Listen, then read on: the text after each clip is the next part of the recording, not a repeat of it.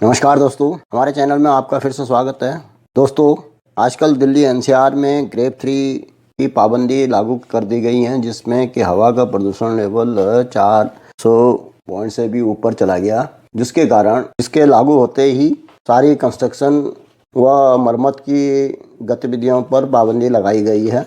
दोस्तों, हर साल दिल्ली एनसीआर में अक्टूबर नवंबर के महीने प्रदूषण की चरम सीमा पे पहुंच जाते हैं और उसका पहला कारण है धान की फसल कटने के वजह से दिल्ली, हरियाणा, पंजाब, चंडीगढ़ और उत्तर प्रदेश में पराली को जलाना।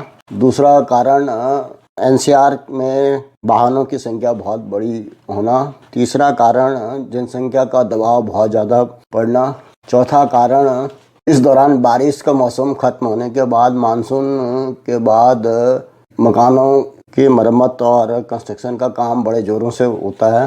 पांचवा कारण इसी दौरान मानसून सीजन खत्म होने के बाद वर्षा कम हो जाती है और हवा में धूल की मात्रा बहुत ज़्यादा बढ़ जाती है। इसी दौरान एनसीआर में पानी का में भी गंदगी बहुत ज़्यादा बढ़ जाती है, जिससे कि फेफड़ों की और अन्य किस्म के कई प्रकार के रोग हो जाते हैं। इसी दौरान एनसीआर में एक गैस चैम्बर जैसे ही बन जाता है, क्योंकि धूल मिट्टी वायुमंडल में नीचे ही रह जाती है। मौसम में थोड़ी सी ठंडक होने की वजह से हवा और जहरीली गैसें ऊपर वायुमंडल में नहीं जा पाती और वो नीचे ही रहने की वजह से एक बहुत बड़ा जहरीला चैम्बर बना देती हैं। दोस्तों, इन सभी कारणों से एनसीआर और इसके आसपास खांसी, जुकाम और फेफड़ों के कई प्रकार के रोग बढ़ जाते हैं और अस्पतालों में मरीजों की संख्या बढ़ जाती है। दोस्तों, इस दशा को देखते हुए आप आयुर्वेदिक काढ़े का सेवन करके अपने आप को भारी परेशानियों से बचा सकते हैं।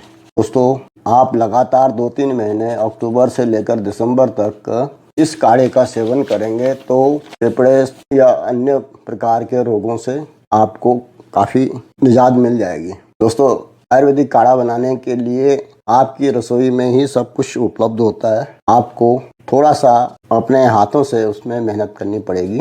और इस काढ़े को बनाने के लिए सामग्री इस प्रकार है: पानी 1 लीटर, तुलसी के पत्ते 7-8, तेज पत्ता 1 या 2, काली मिर्च 2 या 3, लौंग 2 या 3, हरी इलायची 2 1 या 2, सौंफ 1 चम्मच, अदरक आधा से 1 इंच के बराबर, मुलेठी 1 छोटा सा टुकड़ा, शहद 1 चम्मच, दालचीनी 1 छोटा सा टुकड़ा।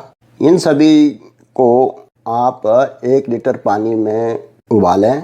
लगभग 15-20 मिनट तक उबालते रहें जब तक पानी 1/4 न रह जाए। अब इसे छान लें। जब यह पानी गुनगुना रह जाए तो तब इसमें 1 या 2 चम्मच शहद मिला दें। दोस्तों, इसी गुनगुने काढ़े को आप तुरंत भूखे पेट पी लें।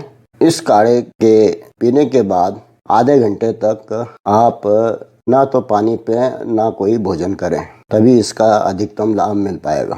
दोस्तों, यह काढ़ा आपके बरसों पुरानी खांसी, जुकाम, सिर दर्द, बदन दर्द इत्यादि को ठीक कर देगा और साथ ही आपके फेफड़ों को मजबूत करके रोग प्रतिरोधक क्षमता बढ़ाएगा। दोस्तों, इसी प्रकार के काढ़े का सेवन हम लोगों ने कोरोना काल में लगातार किया था, जिसका हमारे परिवार को काफ़ी लाभ मिला और कोरोना के संक्रमण का बहुत ज़्यादा प्रभाव नहीं पड़ पाया।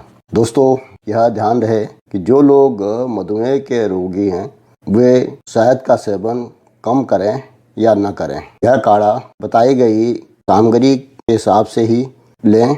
यह सामग्री मैंने 2 लोगों के लिए काढ़ा बनाने के लिए बताई है। यदि इस सामग्री से ज़्यादा आप गरम मसाले लेंगे तो वो काढ़े की तासीर को काफ़ी गर्म कर देगा और यदि कम लेंगे तो वो काढ़ा उतना सही नहीं बन पाएगा। इसलिए इस मात्रा को ध्यान रखना पड़ेगा। यदि आपको 2-4 दिन सेवन करने के बाद शरीर में गर्मी महसूस होती है तो इस काढ़े का सेवन 1-2 दिन के लिए छोड़ दें और फिर 1 दिन के बाद काढ़ा पिएं।